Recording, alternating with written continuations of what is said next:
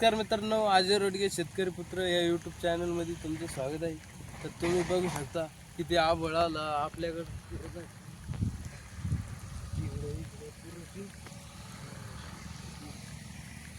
मक्कर आभळ येईल आता. पिपरीत म्हणजे लय मक्कर पाऊस व्हायच्या मागे आता पिपरीत पुरं काळं खाप होईल. पुरी पिपरी पाण्यात दिसते आज मला संध्याकाळी. नुसतं पाणीच पाणी, तर पाणीच नुसतं आता पिपरीत. हा कस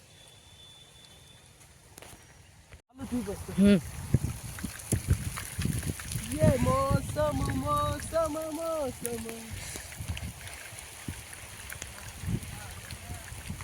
ये मौसम मौसम मौसम